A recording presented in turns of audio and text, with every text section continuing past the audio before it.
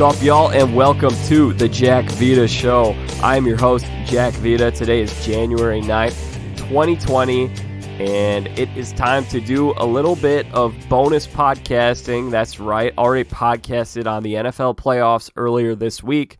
So if you would like to hear what Jordan Morandini and I had to say about the NFL wildcard weekend, the opening round of the playoffs, go back and give that a listen. Today, we're going to do a little bit of MLB offseason coverage. It's been a little while since I've gotten a chance to talk about baseball. Some of the big moves happened around the holidays. Things were busy around then. There's been plenty of other stuff going on in the world of sports that has required my attention and analysis. But today, we are going to go a little deeper on this MLB offseason, provide a little coverage for our MLB fans, the listeners of this show. Having said that, I have an excellent guest joining me right now. He's a longtime friend of mine, played first base at Northwestern, has had a great college career, great high school career. How are you doing today, Zach Jones? I'm good, Jack. Thanks for having me on, man. I'm excited to finally get on here, and couldn't have picked a better topic for me. So it's good to be on for sure. Yeah. Are you enjoying the off season? Has it been long? Yeah. It's actually always kind of funny. It's the season ends and then the holidays come up. Then all of a sudden it's January, and you're like, oh my God, we got like 2 months, and then baseball's back. So it's pretty crazy how short it actually is, even though it does seem long sometimes. But yeah, I mean, it's been interesting. It's nice this year.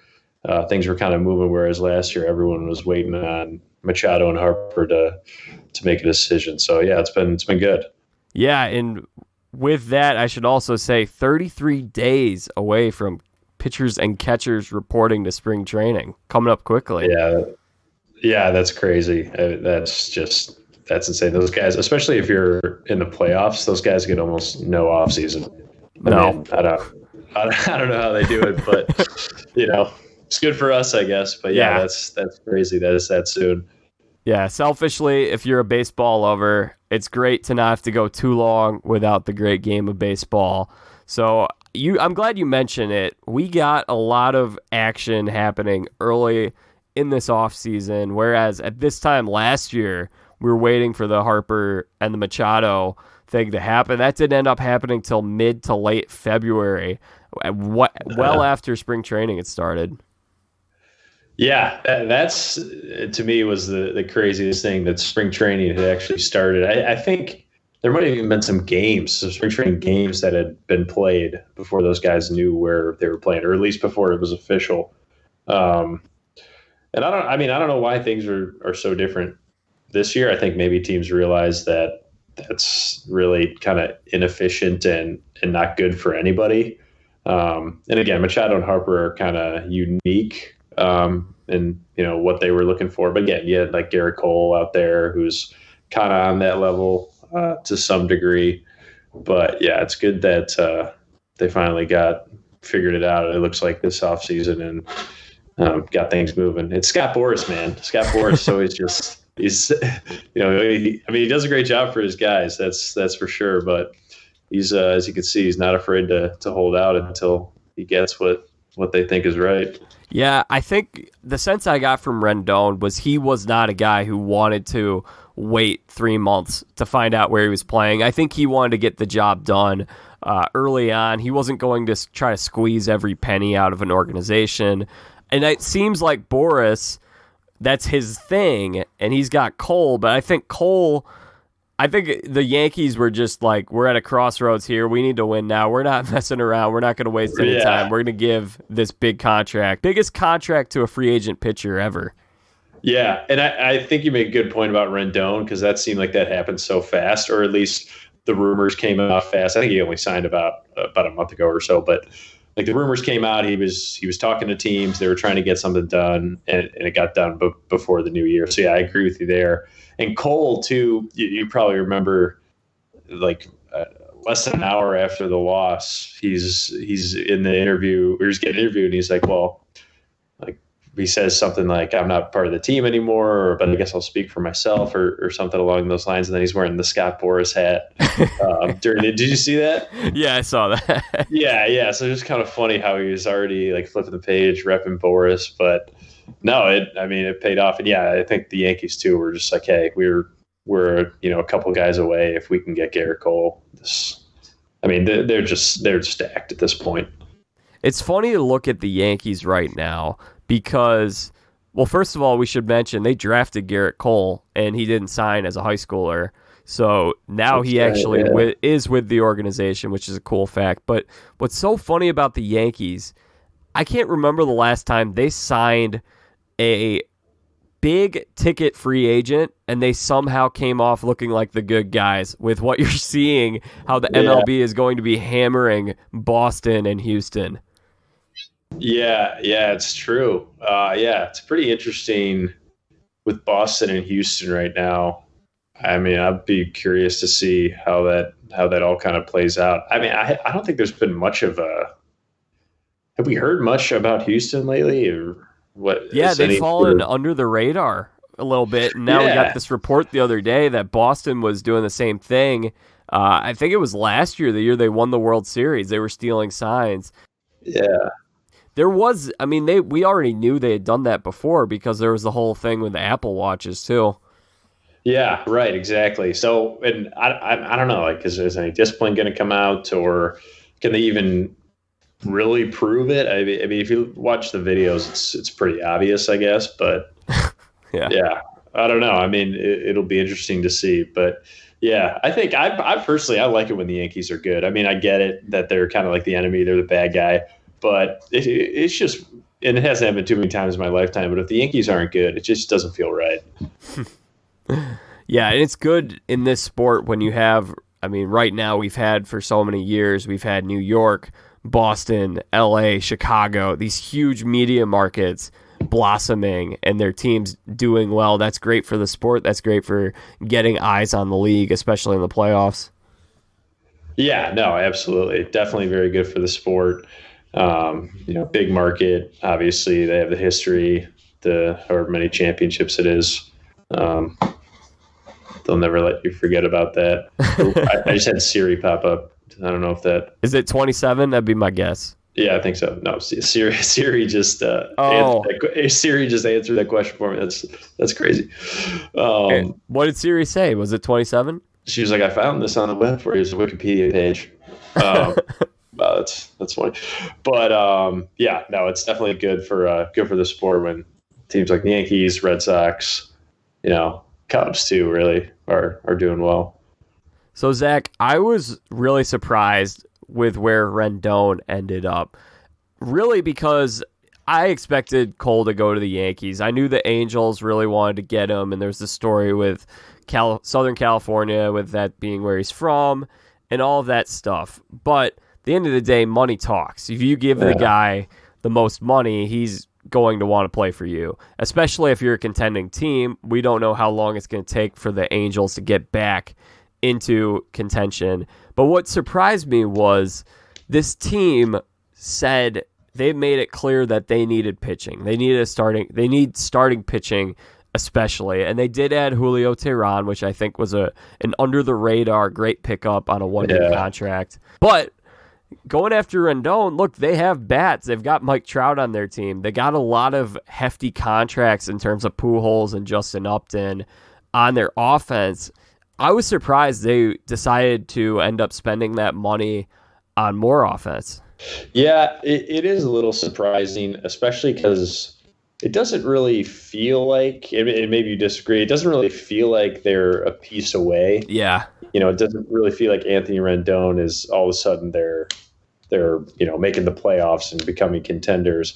They do have him I actually pulled it up. They do have him for 7 years. So, I guess that's a pretty big window. And they obviously have locked up Mike Trout too. So if you're thinking like, hey, these are two guys and Ohtani, I guess, but he's obviously young and a different story. And we can, this will be our core and we can build around them.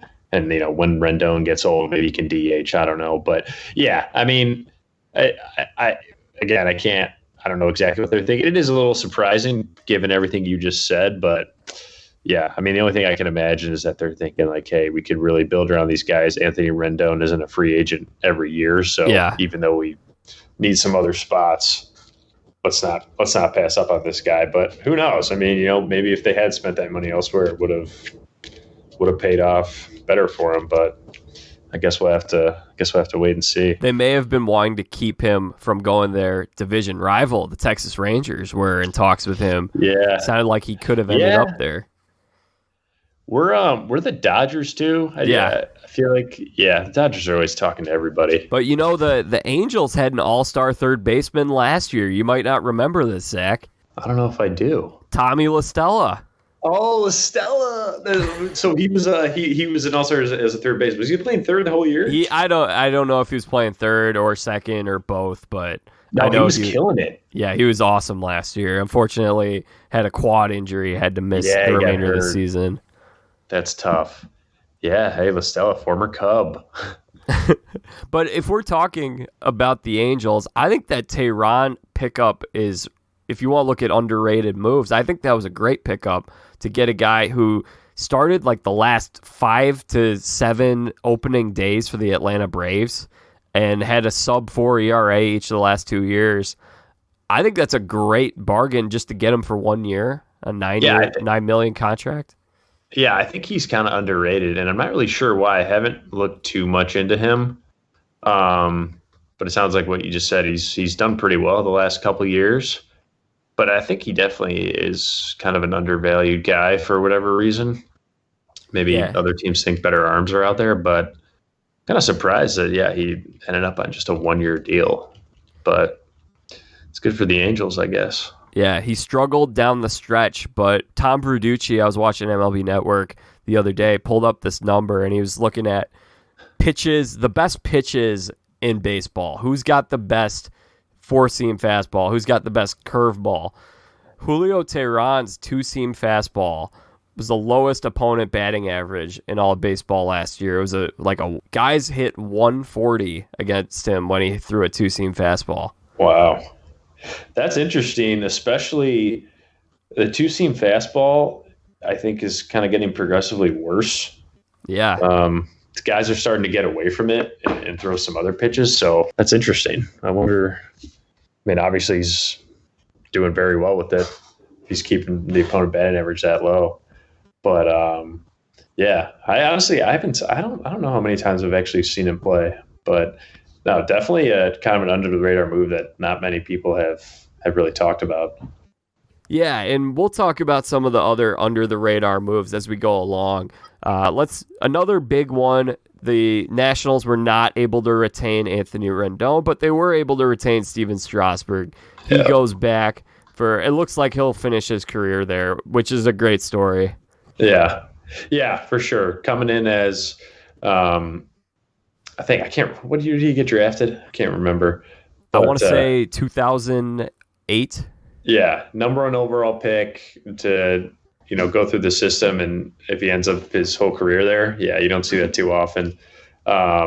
Side note, the fact that Ryan Zimmerman got to win a World Series with him is pretty cool, that he was the first ever draft pick. But, that's great for him. And I'm sure, obviously, he likes it there and has enjoyed his career, though, so it just made sense. But,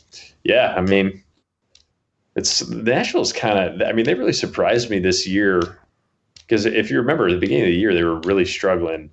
And then they kind of turned it on, and then all of a sudden they're in the playoffs, and then they win the World Series.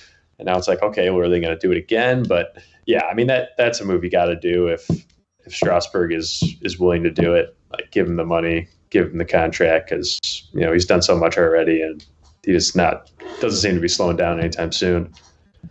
Zach, it's interesting to look at the pitching market, because 2 years ago, that year that the Cubs ended up giving a ton of money to Yu Darvish, which I'm still not sold on. He had a nice second half last year, but that was a good year. But anyway, go on. Yeah, we'll get sidetracked here. But that year, 2 years ago, Darvish was the first one off the board. That was early February, and there was Alex Cobb, and there was Jake Arrieta.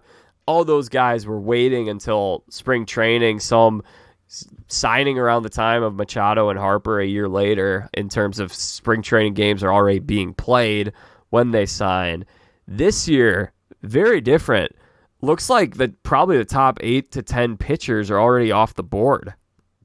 Yeah, absolutely. It did happen quick. And again, I think teams, like you mentioned a couple of years ago, teams are probably starting to realize that, hey, this isn't really good for anyone. Agents are probably realizing that, because then you have these guys who are just kind of hanging out there because guys are waiting, or teams are waiting to see, are we going to land this big name guy? Are we going to land this guy that we want? And then you have a whole second tier of guys who are just kind of chilling, waiting to see where those guys go, and then they try to find a home. So, but yeah, no, it's definitely been an exciting offseason because, again, like stuff's actually happening. Guys are going places. A lot of guys are moving around too. It seems like they aren't really staying put. So, be interesting. Like, I mean, yeah, like Philly's got Zach Wheeler. That's interesting. Like, that's another good arm for him. Yeah, his wife's from South Jersey, so she wanted to get back there. It's a cool story. Yeah. They look at him, they're really high on him. He's 29. He's seemingly in the prime of his career. Was excellent in the second half of both the last 2 seasons. Wheeler's a guy to keep an eye on. Some people have equated him a little bit to a poor man's Garrett Cole they think he could take a step and become an ace in this next stage of his career in a new location. Yeah, I think he's got really good stuff. So if he is able to, it's funny. These guys go to the Astros, like Verlander and Garrett Cole, and they kind of just take a huge step. But so yeah, I mean, if Wheeler's able to do that and get some of that magic, then things will end up being a really good move for the Phillies. Yeah, and in addition to that, some veteran starting pitchers, 3 left-handed pitchers, all on the market, signed pretty quickly. Dallas Keuchel signed with the White Sox. We're going to talk about the White Sox in a little bit. They've had a great offseason, in my opinion. Cole Hamels ends up filling in to Keuchel's role with the Braves. He signs on a 1-year deal. Classic kind of Braves move where they don't want to really give out that big contract. They just want to find a stopgap for a year. Yeah. Other 2 lefties, Hyun-Jin Ryu to the Blue Jays. And the big one, another one that I think is a steal, a bargain of a contract, Madison Bumgarner. Yeah, I was waiting for it. To the Diamondbacks. How did the Diamondbacks finish last year? Do you know off the top of your head?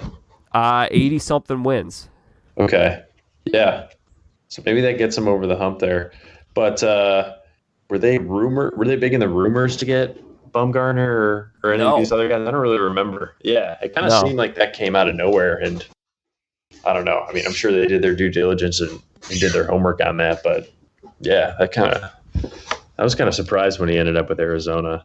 But yeah, again, like these guys you mentioned, they're all kind of jumping around, like Hyun-Jin Ryu. If I'm saying that correctly. Yep, you got it. Yeah, thanks. Yeah. Obviously Dallas Keuchel to the Sox, and then Cole Hamels to the Braves as well. It's kind of interesting. I feel like some of these big names, so some of them are kind of winding down their careers, or I feel like we don't see this much movement most off seasons. But yeah, it's been exciting. So out of those 4 guys, Hamels, Keuchel, Ryu, and Bumgarner, because they're all lefties, they're all veterans, they're all in their 30s. How would you personally rank them in terms of at this stage of their careers? Yeah, that's a good question. I think I'd have to go Bumgarner 1. Yeah. And then Keuchel, then probably Ryu because he's coming off such a good year, and Cole Hamels. I also just did that not on purpose, but it ended up being in order of age. But even if they were all the same age, I'd say the same thing. I think Bumgarner, I'm not exactly sure what his numbers were the last couple of years, but the Giants has just been so bad that it's kind of it's hard to even account for that. And he's been so good throughout his career. I still think Keuchel's got some in him. I know last year was he on the Braves for opening day, or was it during the season? He signed mid-season. Yeah, so that's always kind of... around the time Kimbrel signed. Yeah, so that's kind of tough. I can't really put too much weight into last season. And, Hamels is solid, but, obviously he's 36 and winding down. And Ryu, I know he had a great year last year. He had a really good ERA, but I don't know. I don't think he's going to do that again. I think that was probably kind of a fluke. Not taking anything away from him. Like, it's a great season, obviously, but yeah, I don't know. He wouldn't be someone that I'd be jumping at necessarily. He's also moving over from a pitcher's park in LA to the AL East, where every single stadium is a big-time hitter's park. Yeah. And I wasn't expecting the Blue Jays to go out and make a splash like that, were you?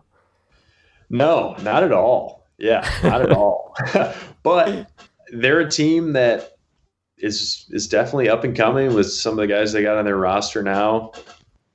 Maybe they feel like they're pretty close. I mean, they locked them up for 4 years. So, that's a decent amount of time there.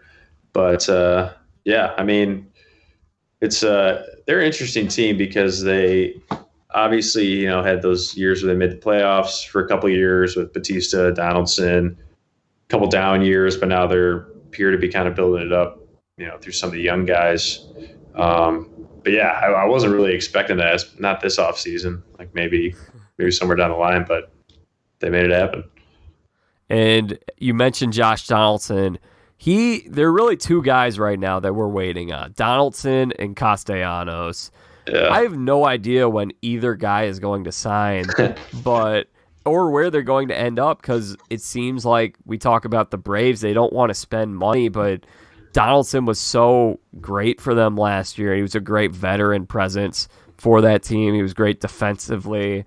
And I know that there are rumors about maybe you can make a trade for a third baseman. There's some interesting trade names out there, but I think Donaldson just makes so much sense with the Braves that he may be 34, but I wouldn't feel bad because you're not talking about giving him 6 years. You're probably talking about giving him 4 years at most. Yeah, and I think it was such a good fit for them, or at least it proved to be in the time that he was there. But again, he's going to want to get paid. He's going to want to get a nice little end of the career contract. And if they don't want to spend the money, that's tough. I've actually heard rumors of maybe Donaldson to the Cubs. I don't know if you've heard that at all. No, I don't believe it at all. I don't think that makes any sense at all. But I mean, he would cost more than Kris Bryant would for the next 2 years. Yeah, right, exactly. So it doesn't really make any sense. But also, Kris Bryant too is interesting. But I won't get off track. But I have no idea where either of those guys are going to end up. Like, as a guy who grew up a Cubs fan, I mean, Castellanos was a great addition to the lineup, but I don't think they can or are willing to spend the money on the contract he's going to be looking for. Yeah, we could talk a little bit of Chicago baseball here. You brought up Bryant. The Cubs are one of 3 teams this winter that have not spent a single dollar on MLB free agents. They've signed some minor league free agents, but there are 2 other teams. Do you have any guesses as to who those teams are? I'm going to say, let's go with the Rangers. No, they've spent money. Okay, yeah, maybe that was a bad guess.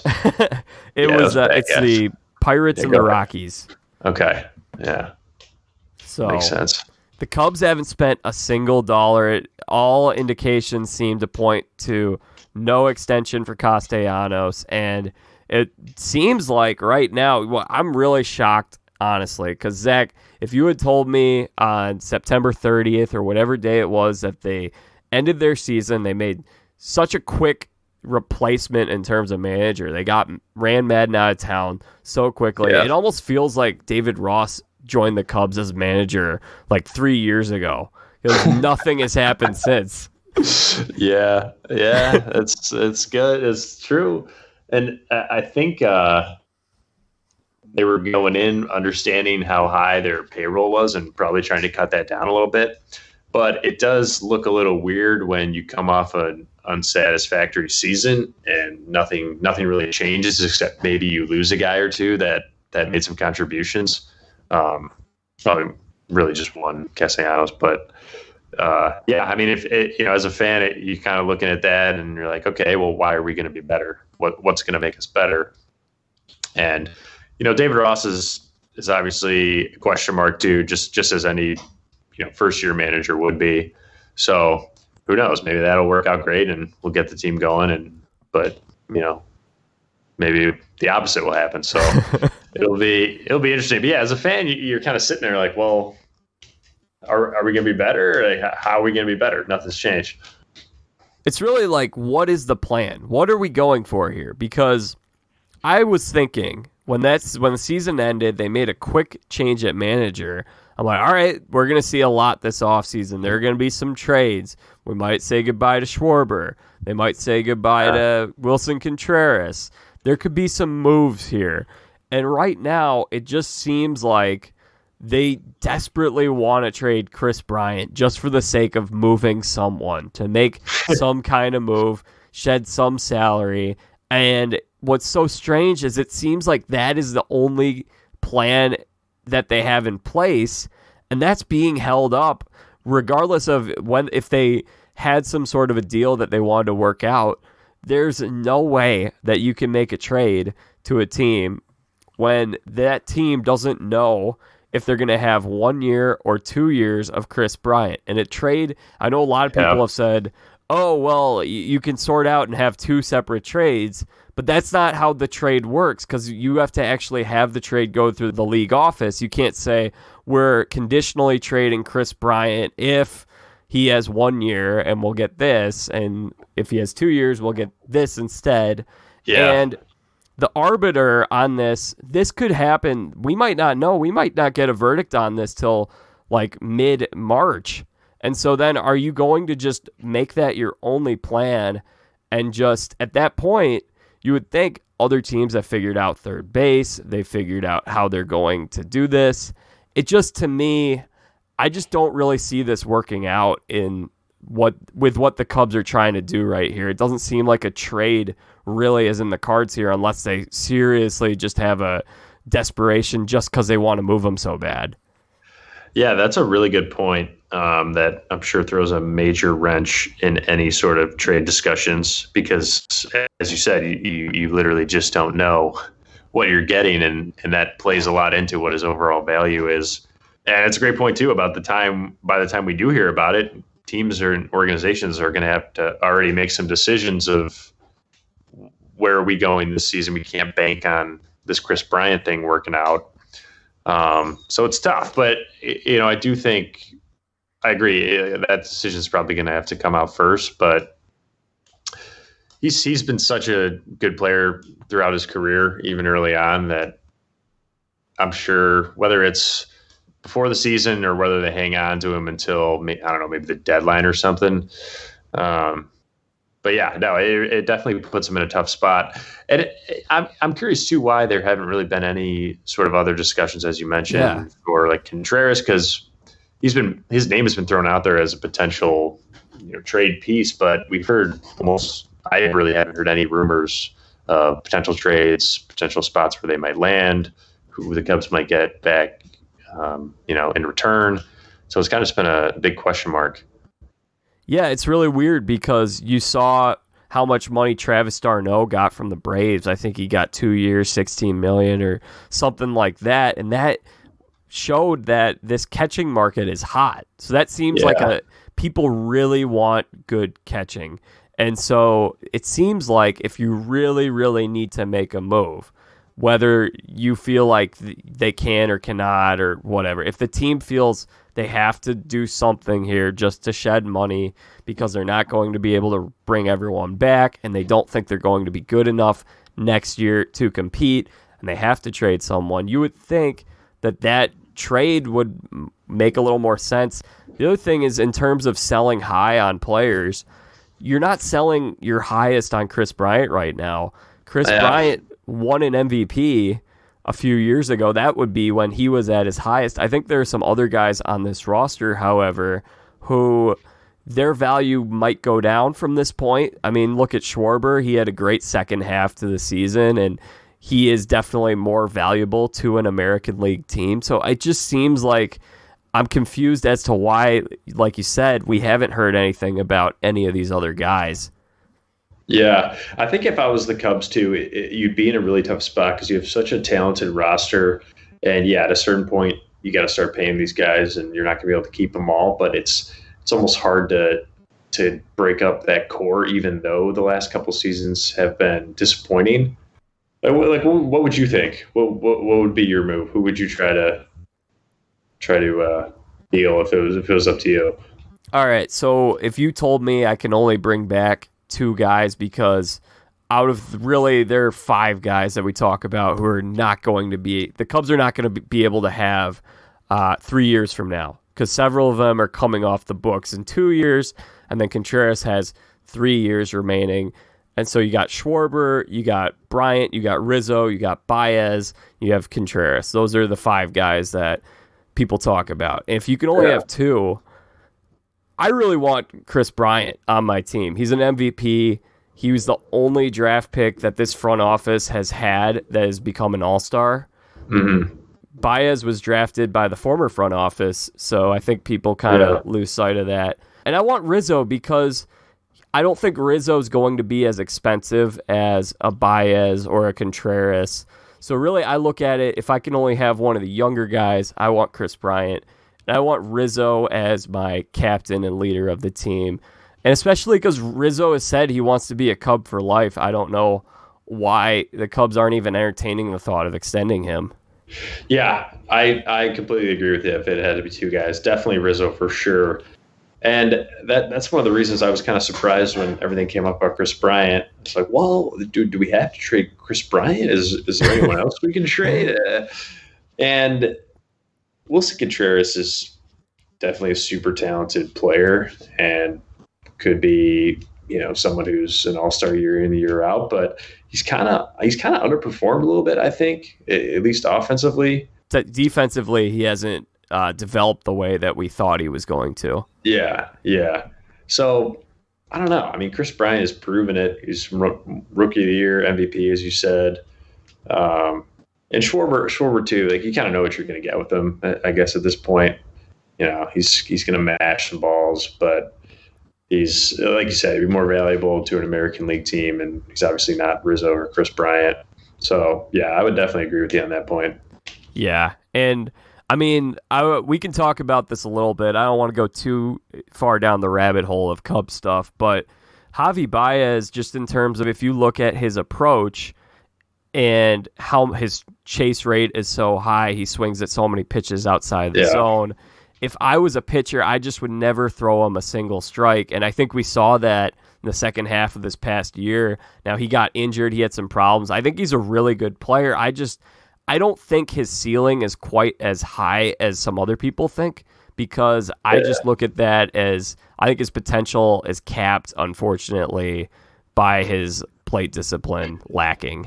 Yeah, I agree. And I think he's a little too, in that sense, it's hard to really have him as your guy, I think. Yeah. If he's not, he's a good complimentary piece, but I wouldn't. Right. I wouldn't, if you're choosing between him and Kris, I think you got to go Kris. The other thing with Kris, he was the best player on the team that won the World Series for the first time in 108 years. How could you not want to make that guy a Cub for life? It just seems like he seems to really be happy here. And I know a lot of people are like, oh, they have no chance at getting him. You know how you get Kris Bryant? Pay him more money than any other team is going to pay him.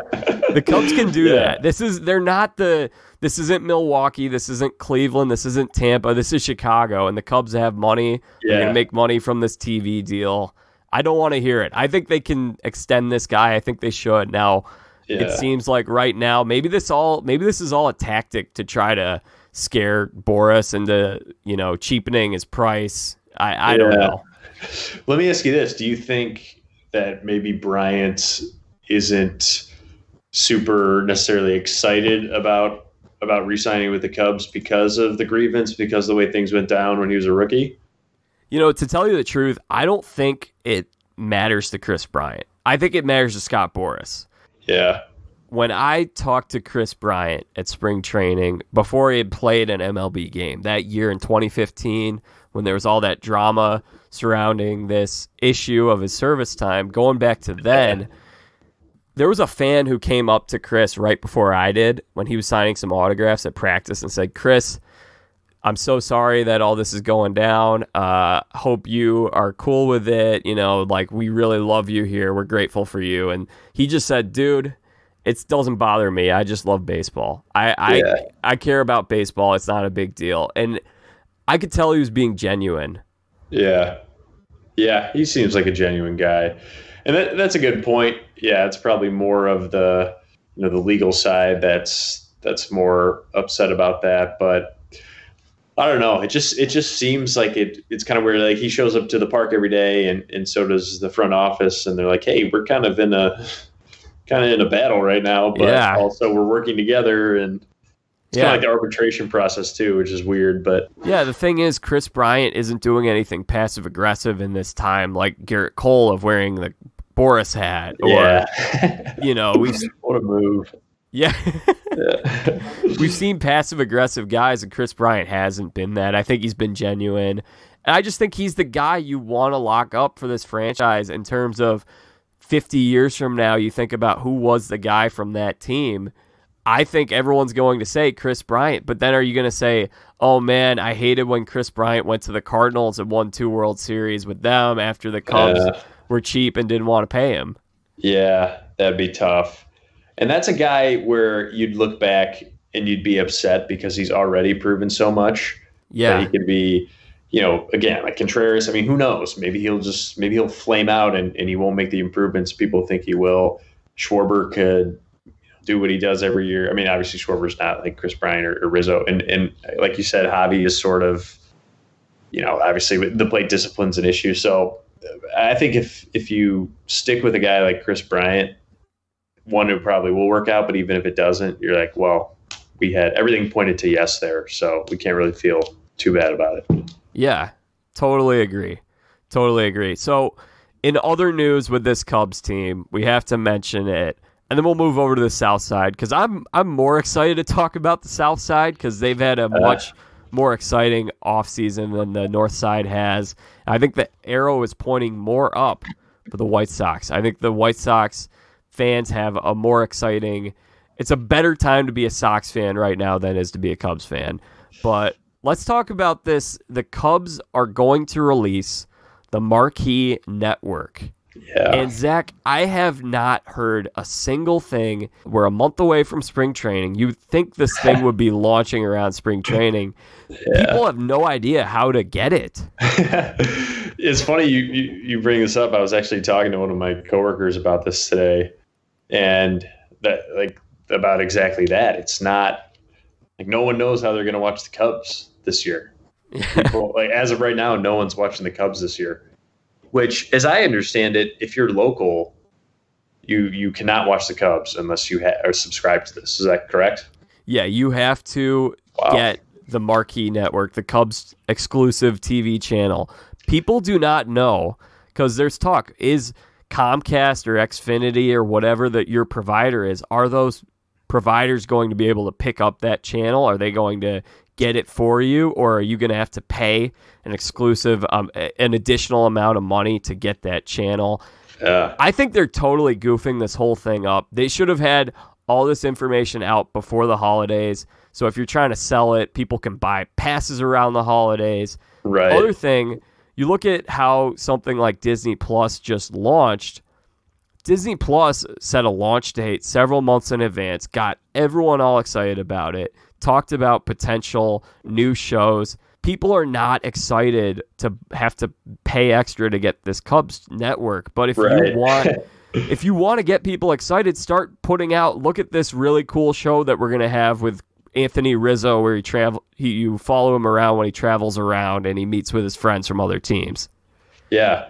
Yeah, no, that's a good point. And that's another thing too. Maybe there is some more info about this, and I just haven't done the research, but I don't know what's going to be happening when the Cubs aren't playing. What are they going to be showing? Zach. What are we going to see? Yeah. So that would be another thing that would get me excited about it, because as of right now, it sounds like hey, you've been watching the Cubs for the last 10, 15 years. Now we're just going to make you pay to watch the Cubs as opposed to like, what else am I getting with it? So, yeah, I agree. I mean, what you mentioned about Disney, they obviously did it right. It's tough. I mean, it's 33 days, pitchers and catchers, and I know I'm hearing nothing about it, so it's not a good sign. I think they're going to try to put out all this information at the Cubs con, but I don't think that's a good move because I don't think it's typically at those kind of things you get people all excited about stuff, and people are not excited about this. So it's like, hey, welcome to Cubs Con. Here, we want to squeeze some more money out of your wallet. Like, yeah. As of right now, it doesn't sound like a positive thing. It just sounds like, hey, you have to pay to watch the Cubs now. Yeah, and it's great for the Cubs, I guess, but I don't know. I think they're losing this public relations battle right now in a lot of ways. I mean, I think Boris is cleaning up on them. I think the Sox are looking a lot better than the Cubs right now because they're not requiring any form of subscription to watch the games. I think a lot of people are looking better than the Cubs are right now. Yeah, and the Cubs. Joe Madden is looking better than the Cubs, I'd say. Yeah. The Cubs have just been getting a lot of hate this offseason, and it's been kind of the opposite on the South side. So it's a tough time for them right now, at least in public perception. So, Zach, why don't you tell me a little bit about some of these moves that the White Sox have made this offseason? I'm so excited. They've acquired a bunch of new players. Yeah, they really went all in. I was a little bit surprised myself. Obviously, they have a good, young, strong core, but I didn't expect this kind of splash this offseason necessarily. But I mean, they must believe that they're close and that their young guys are right there. But the biggest thing for me was obviously, I mean, the first big one was Grandal, and that kind of just kicked things off. But everyone kind of knew that pitching was a problem. It's been a problem. You know, they've had guys out there that they've had to keep putting out there that just haven't produced because there really was no one else.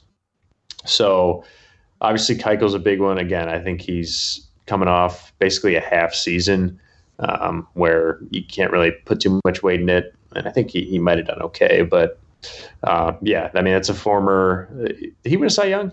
Keuchel won a Cy Young, I want to say 2015 maybe. Yeah, I think so. Either way, that's a few years back. But, I think, that's going to be big for him. They just got a Steve Cishek, which is, it's a solid arm out of the pen there. And then, of course, Gio Gonzalez, too, who, again, I think is a really solid, 3-4 starter in your rotation. And then Giolito's going to be back, coming off a great year. Hopefully Kopech lives up to expectations. Cease didn't do so well when he came up last year, but still a lot of hope around him. So I think that just kind of solidifying that staff is so big. I mean, if you just look around teams that have had success, that's such a big part of it. If you can have a dominant pitching staff, you're going to be in every game. You're always going to be a contender. And then, some other moves too, like locking up Abreu. That was great. Get him back for a couple of years. He's such an underrated guy. I think he year in, year out, he always produces. But I mean, I guess the team hasn't done well, so he kind of flies under the radar. But I'm so glad they got him. I mean, there were talks about him maybe not coming back, but that just didn't really make sense to me. But I mean, they got McCann back. They had that trade with the Rangers as well for Mazzara, who I don't know much about, but he's an interesting guy. He's got some pop. He's been in the bigs for a few years, but he's still really young. I think he's only 24. Yeah, he's pretty young. Yeah, so that's exciting. I mean, even if that guy ends up being a decent bat, that's still that's your 7 or 8 hitter. That's pretty solid. Yeah. So I want to include an interesting nugget here. Did you know this is the third time that the White Sox have acquired Gio Gonzalez? I did hear that, which is incredible.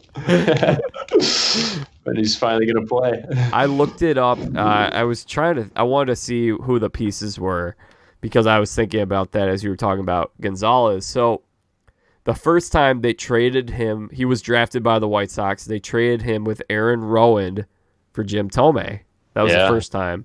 They got him back when they traded Freddie Garcia for Gavin Floyd and him.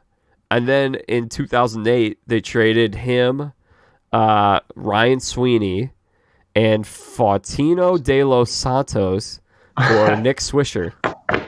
Wow. Yeah, that guy, glad he was willing to come back after all that moving around.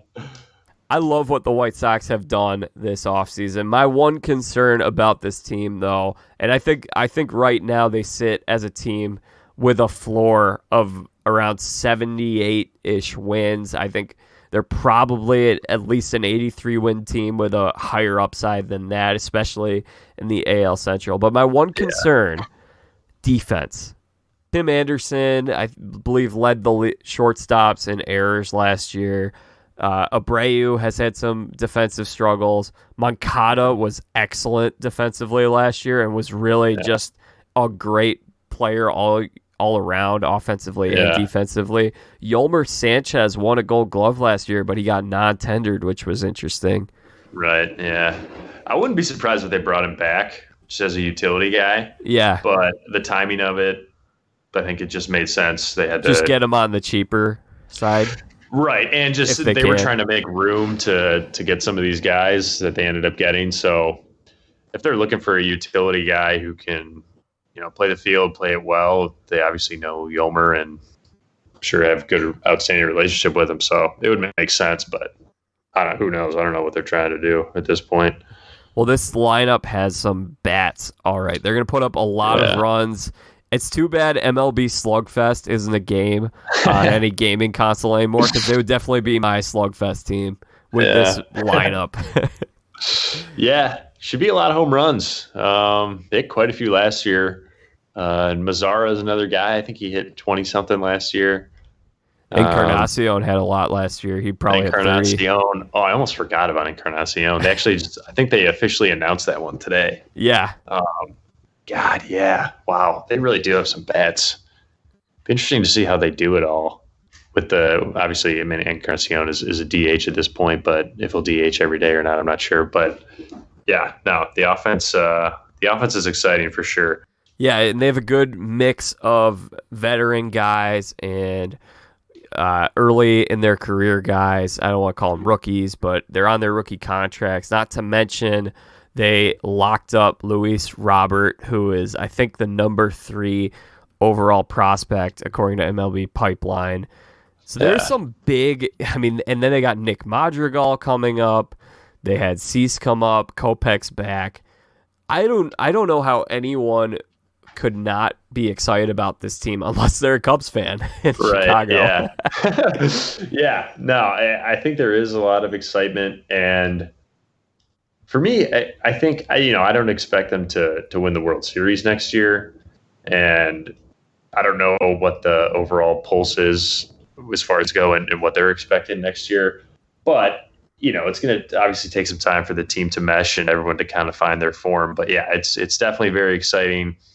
Should be significantly better this year than it was last year, and at least competing for a playoff spot, which that in itself honestly is really exciting. That hasn't happened here, and I can't even remember. 2008.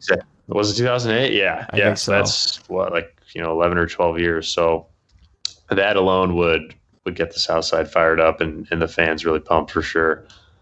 Yeah, they were like one of 8 franchises in the 4 major sports to not have a playoff appearance in the 2010s. In the decade, yeah. Yeah, that's tough, but hopefully they're about to rattle off a handful here.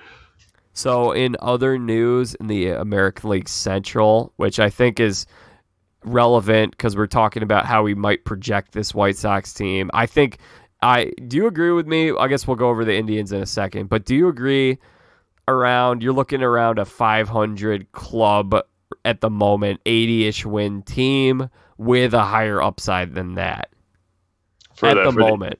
For the Indians? For the White Sox. Oh, for the White Sox.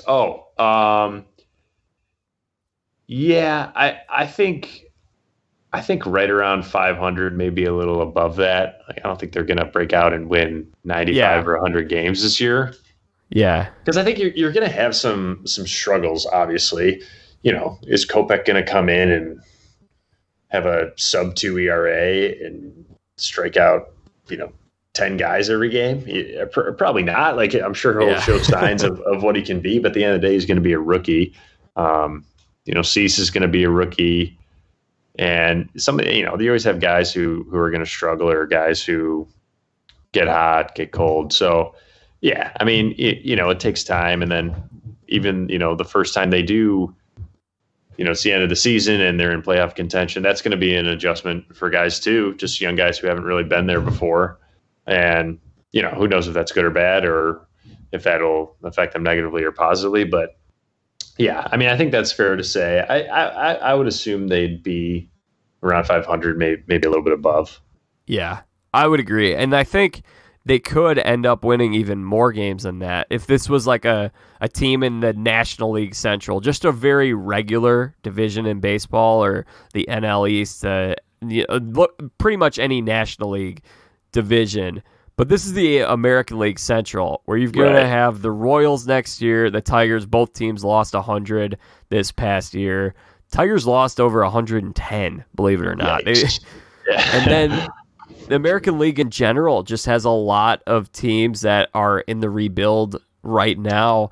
The Twins were able to clean up and win 100. I think there are wins to be had in the American League, especially in the Central. If they're able to capitalize and win those games, that's where you could look at them leaping into division contention.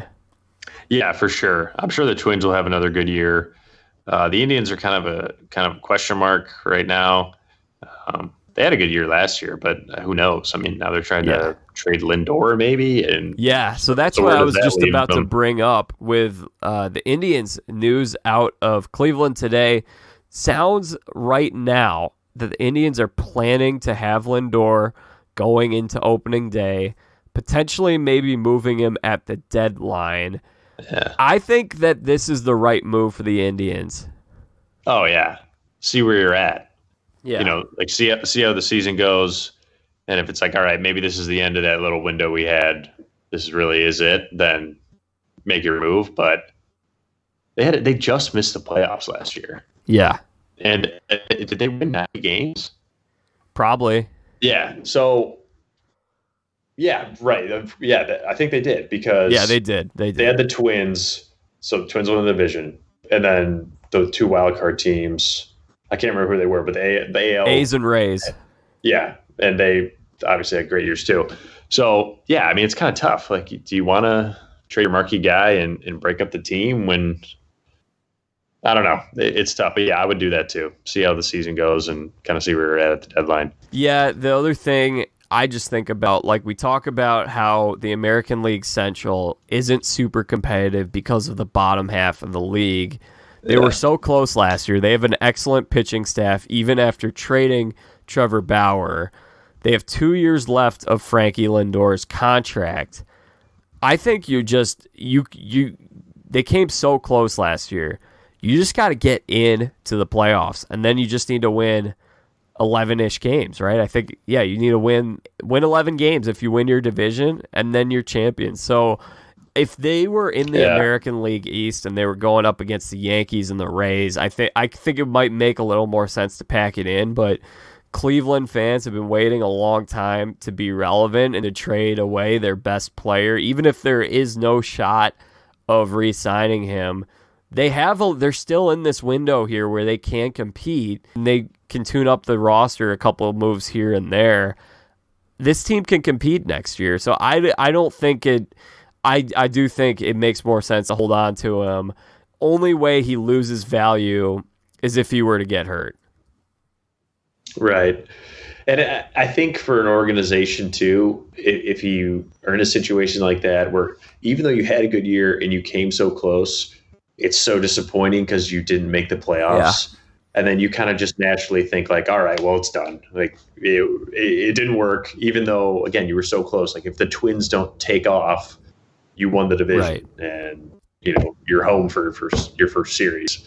But yeah, it's it's tough. But yeah, I agree. I think they should see, because again, they can still compete, and they proved that all last season. The Twins in this American League Central, there's another rumor they are interested in Josh Donaldson.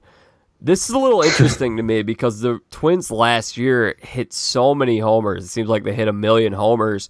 Pitching staff was a way that they could improve, and they didn't really make any big adds to their pitching staff this offseason.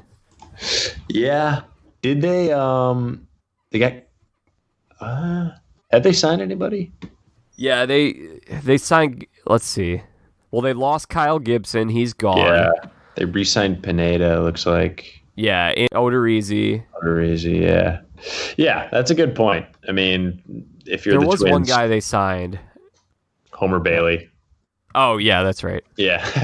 No, that's a good point. Yeah, if you're the Twins, I think they set the record for most home runs by a team in history last year. So, yeah, you wouldn't think that their first or their target guy would be Josh Donaldson. Like maybe they would have gone after one of those pitchers, which, again, a lot of them are off the board now. But, yeah, that's a good point. But obviously things worked out well for him last year, so I don't know.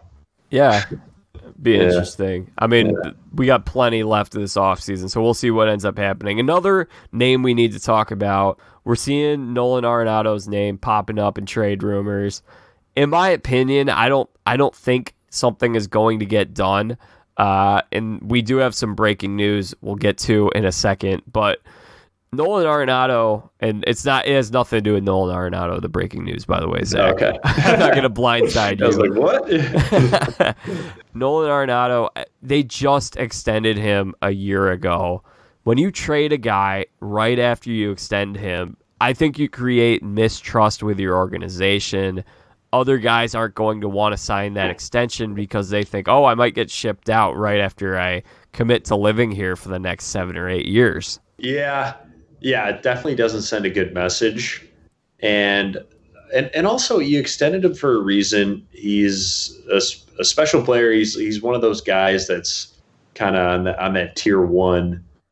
So possibly the greatest Rocky of all time, too. Yeah. So I get that if you don't think you're in a place to compete, and you obviously get a lot back for Nolan Arenado, but hang on to that guy for his career. Like, try to build around him, because guys like that don't really come around, and who knows that if what you're getting back for him is even going to pay off. Like you wouldn't feel bad about hanging on to Nolan Arenado and not winning a World Series throughout that career. But if you trade him and he goes and wins a couple, and these guys you got back don't end up doing much, that's pretty tough. Yeah, I agree. It's very similar to the Kris Bryant thing. What are you going to replace him with that's going to be more valuable to your organization? Your best bet is that a top 30 prospect or whatever turns into Arenado. Right. It's almost like teams are hoping for, we're going to trade this guy and then we're going to get another one of him, but he's going to be young and we're going to have control over him, so we don't have to pay him. But that's just not the way it works. Obviously, like, you don't know who's gonna be that kind of player. I mean, you have an idea, I guess, but yeah, it's tough to trade those types of guys. So we have breaking news. Yeah, what do we got? I told you before we got on that there was some movement between the Tampa Bay Rays and the St. Louis Cardinals. Yeah. They have agreed to a deal. The Rays are sending the number 41 number 41 prospect overall, according to MLB Pipeline. He's a left-handed pitcher by the name of Matthew Liberatore, to the St. Louis Cardinals for Jose Martinez, Randy Arozarena, and a compensation A pick. Interesting. This is not the first time that these two teams have made trades. Cardinals dealt Tommy Pham to the Rays about a year and a half ago. That worked out pretty well. Yeah. And the Rays moved Tommy Pham, interestingly enough, this offseason to San Diego. I think Jose Martinez is going to do really well in the American League. He struggled with fielding, but he has the potential to be a big bat. Yeah, he's a big guy. He rakes. It's always interesting to me when two good contending teams make a trade. Yeah. Because this isn't a situation where like the Cardinals are shipping guys and trying to get prospects. Yeah, that is an interesting move. So wait, it was Martinez and who else? Randy Arozarena. So he's got to be a prospect. Yeah. And then a compensation A pick. Yeah. Yeah. Yeah, that's interesting. Yeah, but it is. So the Rays, they don't have Pham anymore. They don't have Avi Garcia, who wasn't like that big of a. He was good last year. Loss, but he had a good. Yeah, he had a good year. So yeah, I mean that's a good point though. That's another guy who's definitely more valuable in the American League. It's interesting because Liberatore is a pitching prospect that a lot of teams like. So there is some questions here in terms of if the Cardinals are going to turn around and try to flip him in a trade for an Arenado or for a Betts. Personally, I mean, I don't think there's any way we could try to predict that. Who knows what's going to happen? But nevertheless, that's a great prospect to get your hands on. Yeah, for sure. And I was curious if he's a guy who's like MLB ready, but he spent 2019 in Single A, so I would assume not. And he's 20 years old. He was drafted in 2018. So that's kind of interesting for the Cardinals. Maybe they're looking at trying to open up a spot for Ozuna to come back. Yeah, maybe. Or maybe, like you said, they're trying to flip this guy too. Or maybe they're really just thinking that far ahead. I don't know. But, yeah, I would think they'd be more interested in a guy who could help them right now. But who knows? Yeah, who knows what they're trying to do. Well, they've had a lot of outfielders. They've had a crowded outfield. Last year, Fowler, they had Ozuna, they had Bader, they had Martinez, they got O'Neill. So they have a lot of outfielders. Yeah. Yeah, that's true. It makes sense. Yeah, I'm looking at is Fowler, is he he's no longer is he still with the Cardinals? Yeah, he is. Wow. Should the Cubs and Cardinals just get together and let bygones be bygones and say, Jason Hayward for Dexter Fowler, here you go. Yeah. I love it, man. Fowler had a really nice bounce back year after not a great 2018, and he might have gotten hurt for a little bit. Had a pretty decent year last year. Yeah. To your point, though, yeah, it'll be interesting to see what happens with that guy, Liberatore. I'm trying to see what else we got. Some other intriguing free agents. Is there anyone that I got a couple guys in mind. I'm wondering in terms of guys who haven't signed, who are probably going to be a low-risk guy that you're not going to have to give a huge contract to. Anyone come to mind that you think would make most teams better by just being there, or a guy that you want to take a shot on? Yeah, I'm not really sure. That's a good question. No one really immediately comes to mind, but it sounds like you got somebody or a couple guys in mind. Yeah, the first one, Alex Wood, only 28 years old. He was fabulous for the Dodgers just a couple years ago. That's a good one. Last year, had an injury-riddled year. Left-handed pitcher. I think he'd be a guy that I'd take a shot on. I think he's got a high ceiling. Yeah, I don't know why you wouldn't. Yeah, he, as you said, he did really well with the Dodgers. Kind of fell under the radar when he got hurt, but yeah, no, that's a good one. Who else you got? The other guy is also a former Cincinnati Red, and that is Scooter Gennett. Scooter. Yeah. I love Scooter. I think Scooter, because last year the Reds traded him to who was it? The Giants. Giants. Yeah, for free basically. Yeah, which was tough. It was tough for Scooter. I mean, well, I guess the Reds weren't having a great year either. But, I think it was tough for Scooter because he's a hometown Cincinnati guy. Oh, I didn't even know that. I was thinking just more a sense of, he's been with the Reds his whole I'm not sure if it's been his whole career. He's been there. He was there for 2.5 years because he's with the Brewers before that. Yeah, that's right. And then, goes to a team that's not really a contender. But yeah, that would be bad. But I don't know. For some reason, he's one of those guys that kind of flies under the radar. If you had to guess his career batting average over 7 years, what would you guess? Oof. I'm going to say, I don't want to overestimate. Let's go 285. 286. Oh, wow. Good job, Zach. Didn't look that up, I swear. Didn't he hit 4 home runs in a game once? He did. Yeah. That's that tells you all you need to know right there. No, but seriously, I think he's a great bat. I was kind of surprised when the Reds traded him, but I mean they're making a ton of moves. I'm sure they know what they're doing. But yeah. Are you clapping or something?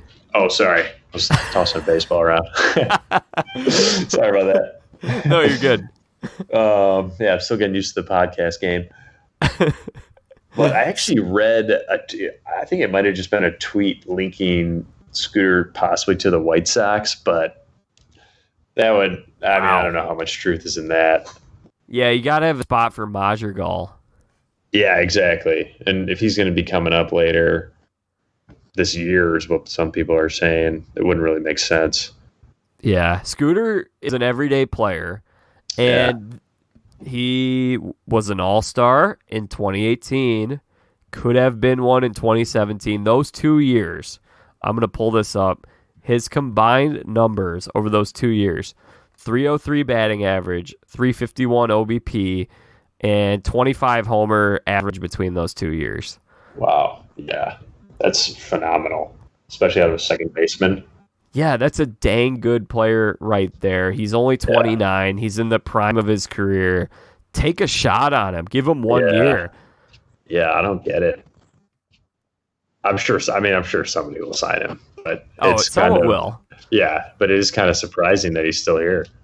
What I don't get is the Reds gave out all that money to Moustakas, and I love Moustakas, but it's to have Moose play at second base, which is a position that is not his natural position because they've got Eugenio Suarez at third.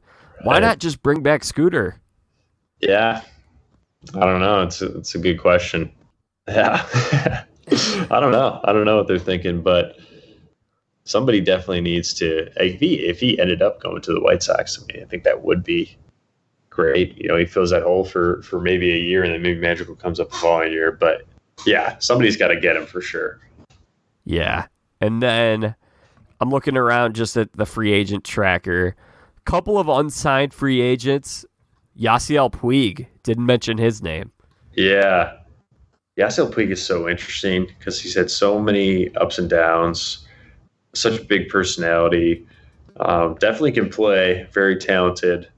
I wonder what he would go for right now, too. That's another guy who you could get for not too much. I think I don't know what the price is, but I think he's a prime 1 year contract guy. Yeah. Give him 1 year and $7 or $8 million, similar to what, or a good comp would be Didi Gregorius got 1 year, $12 million. I like that signing a lot for the Phillies, by the way. I think Didi's a good player. Yeah, I'm looking up I'm on something called Spottrack.com. Yeah, market use that value all the time to look at contracts. Really? Yeah. Apparently, the market value for Puig would be $17.5 million. Wow. So maybe that's holding some teams back. Yeah. So it's interesting. These outfielders, couple of them can't field. Puig can field.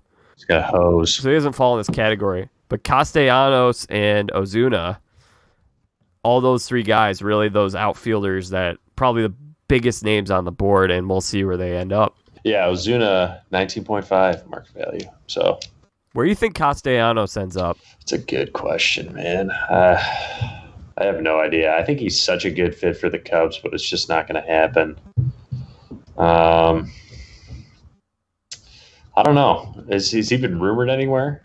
I mean, there have been several teams that he's been linked to. It's just so hard to say. Yeah, it really another under the radar pickup that I like though. What do you got? Corey Dickerson. 1 year, I think he got $6 or $7 million to go play on the Marlins.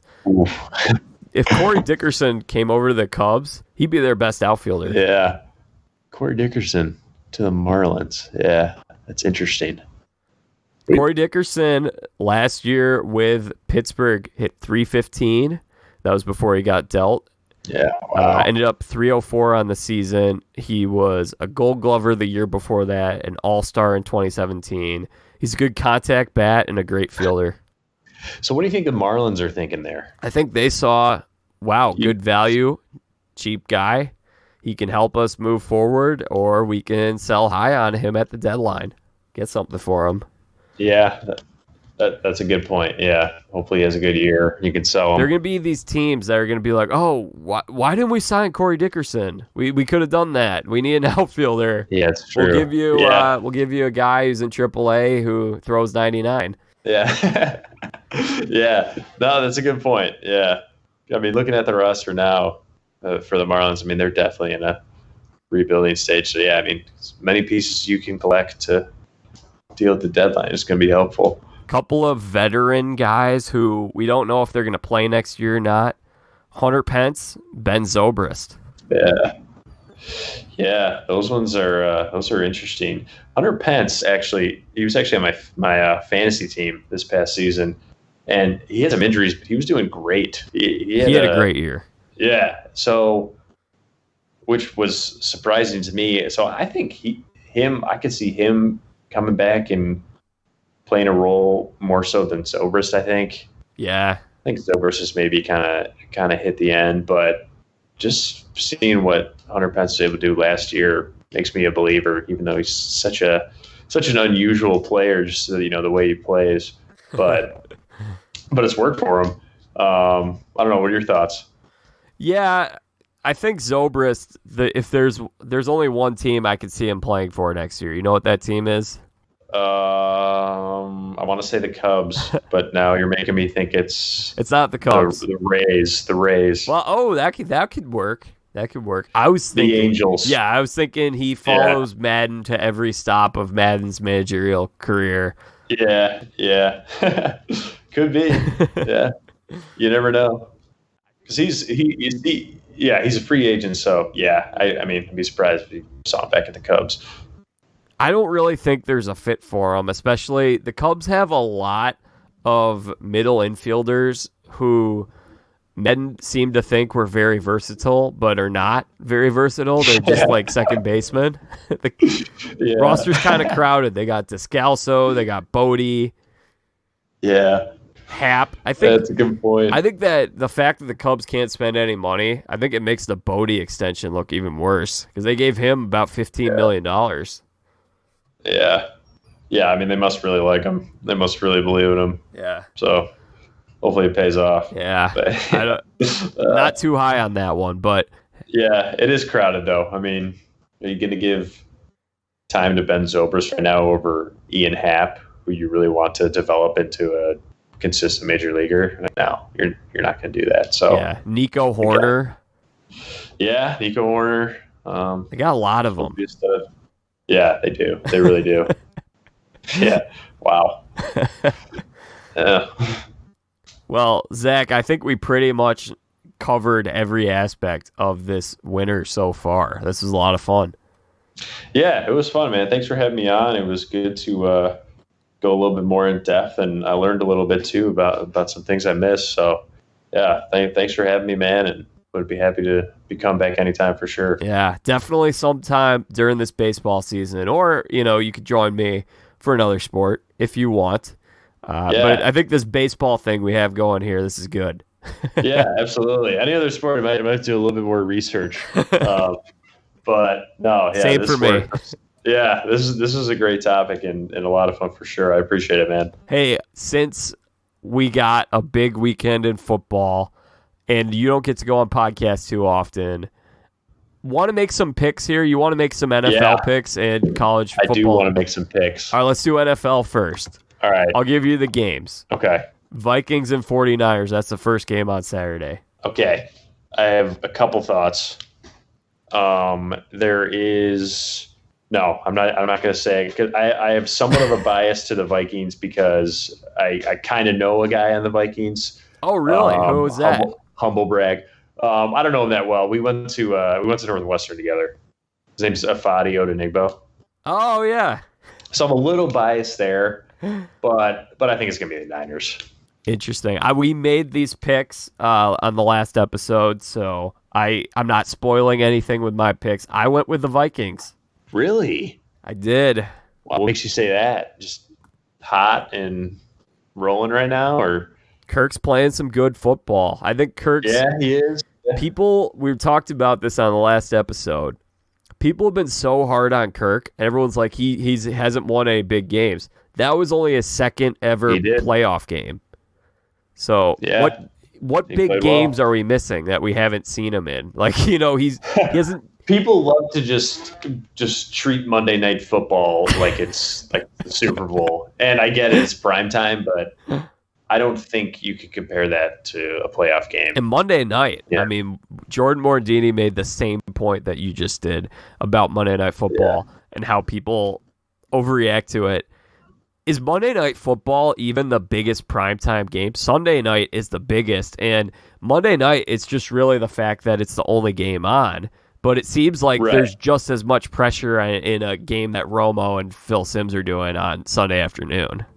Yeah, right, exactly. And I don't know if that even resonates with Kirk Cousins or the players. They're like, oh, it's Monday night. Well, okay. Does that really mean that much more? But so, yeah, I agree. I don't think it's that. Yeah, I think the Vikings are peaking at the right time, at least with the last win. I think this game is a tough game, but I thought the Saints game was an even tougher one to go on the road and do that in New Orleans in their dome. Yeah. I just couldn't believe it happened. I think they're going to keep riding this wave. The Niners might be a little rusty from the week of rest, so I think it's going to be a great matchup. I think it's going to be the best game of the weekend. Yeah. That's a good point. Yeah, I mean the Vikings are definitely rolling right now, so it'll be a good game. I was surprised they beat the Saints too. So yeah.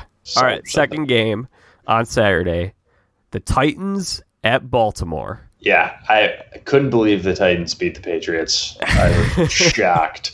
So this one's pretty easy for me. I gotta go with the Ravens.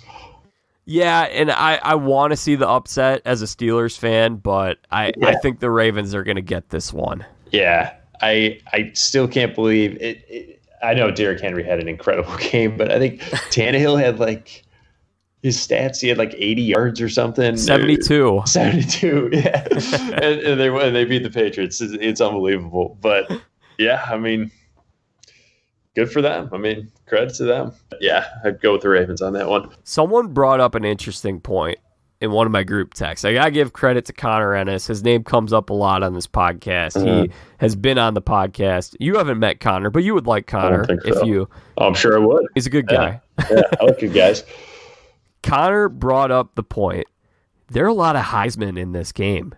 Yeah. You got Derrick Henry, Mariota. Mariota's probably going to get 2 snaps at most. But then you got Lamar and you got Mark Ingram. Yeah, someone at work actually mentioned this today. So how many is that? Was that 4? Yeah. There might be another one that I'm forgetting. I think there might be another one because I think the number I heard today was 5. Ooh. But who knows? I'm not going to spend too much time on that. But was Derrick Henry, Mark Ingram? Did the Ravens have another back? No, not a big time one. Yeah, who knows? I'm gonna still. I'll pull up Heisman history while you talk. Yeah, so I'll fact check that. Yeah, but still, that's pretty. That probably doesn't happen too often. And Derrick Henry, that guy really, at least surprised me with how good of a back he's actually become. I got the other one. You ready for this? It's a backup quarterback. Oh, it's Robert Griffin. Yeah. Yeah, that's great. So then the Ravens have... Oh, I guess the Ravens have 3 of them and the Titans have 2. Yeah, we're really missing a little Sam Bradford action here or Matt Leinart. We really are. Yeah, it's funny how 2 of them were the backup quarterbacks. Yeah. It's really funny on this list of Heisman winners. It's got all of their pictures except Reggie Bush's. It just says 2005 vacated. Oh my God. Come on. It has his name, but no picture. Yeah. It's not like he was juicing. I know. That's so silly. Punish the university. Can we get Johnny Football in this game somehow? Yeah. Oh, man. Yeah. All right. Sunday's games. Houston goes into Kansas City. What do you think? I think the Chiefs have been very inconsistent. I got to go with at least one upset, so I'm going to go with the Texans. I don't hate that pick. I am high on the Chiefs this year, but I also was high on the Saints, so that could also – maybe I'm just high in general. I don't know what I'm doing. Yeah. But the Texans beat them in KC earlier this year. This is a great quarterback matchup. Two guys from the same draft. I'm really excited for that game. Yeah, that'll be a good one. Good matchup for sure. I keep hearing about the Mitch Trubisky Bowl because for obvious reasons, but that's tough. But yeah, that'll be a good game. But yeah, I think the Texans could sneak that one out. Last NFL game of the weekend: Seattle at Green Bay. Of course I want the Seahawks to win. I also still don't think the Packers are that good. So yeah, I don't think either of these teams are that good, though. Yeah, that's true. Yeah, it's crazy to me that one of these two is going to be in the NFC title game. It's also crazy to me that Marshawn Lynch is going to play in this game. I still can't believe that happened. But yeah, I probably go with. I'm going to go Seahawks. Interesting. There's an upset pick. I did go with the Packers, but I don't know. The Packers aren't good. Yeah. That one's tough. Maybe I'm biased because I hate the Packers. I think it's going to be a kind of a. I don't know. I don't know what that game's going to be, but I think that's going to be the least interesting, in my opinion. That last game on Sunday, which is interesting that it's the primetime game. Yeah. I think the Niners, Vikings, and Texans, Chiefs will be really good games. Yeah, those are my two favorites this weekend. Yeah. And then Monday night, we've saved the best for last. I don't know if you're a college guy or an NFL guy, if you have a preference. I'm a college guy right now, and so I'm so excited to watch this Joe Burrow versus Trevor Lawrence matchup. It's going to be so awesome. Who you got in that game? Yeah, so actually, the guy who sits next to me at work went to LSU, and he's a year younger than I am, so he was there very recently. So he's all about it, so I kind of stay in the loop through him. He's actually going to the game, which is crazy. Oh, wow. Yeah, but I think LSU just kind of feels like it's their year. I mean, Clemson, they've won a couple. Trevor Lawrence is obviously a beast. I saw a stat, I think he's 25-0 as a starting quarterback there. But, LSU has just proven it time and time again. And they're kind of just at this point just dominating people. So, and Joe Burrow's a savage, so got to go LSU. Yeah, and I think what's so cool about this matchup, it could end up being like when you had Larry Bird and Magic Johnson playing in the college basketball national championship 1979, and then those two guys ended up being obviously two of the best 10 players of all time, two top 10 NBA players. And that's a good point. I'm not going to go to that level. We don't know if that'll be the case with Lawrence and Burrow, but those two guys could end up being the new faces of the NFL in the 2020s as we enter into this new decade, which is kind of cool because that Magic Bird thing was at the end of the 70s, right before the 80s, and we're right about to enter into the 2020s. So this could be these two guys. That could be the two new faces of the NFL, and to have them meet up in this college national championship, especially if it ends up being a classic, we're going to be getting tape from this game every time they face each other in the NFL. Right. Yeah, that's a good point. And again, you never know what's going to happen. But these are certainly two guys who have that potential. And that's so true. I mean, we probably see so much more of Magic and Larry Bird if they played in 2020, but they just social media didn't exist or anything like that. But yeah, that's a good point. It makes the game even a little bit more exciting. I wish those guys did play in the age of social media and the league's current rules, because Yeah, you look at Twitter and there's some random guy, Tyler Harrow or whomever, just lighting up Twitter and everyone's freaking out about. You imagine every single night, I can't believe what this Magic Johnson guy did. Check out this sick pass. Larry Bird would be averaging 35 a game in the modern NBA. It would be so cool. Yeah, it would be. And obviously another guy, Jordan, that we kind of missed. But yeah, well, I mean, Magic and Bird saved the NBA, so we would not have the NBA today if it weren't for those guys. Yeah. Well, gotta give credit where it's due. Yeah. All right, well, Zach, you knocked it out of the park today on the podcast. Lastly, is there anything that you would like to plug? Would you like to throw out your Twitter handle or anything like that? No, I don't even know my Twitter handle, to be honest with you. I go on Twitter every now and again.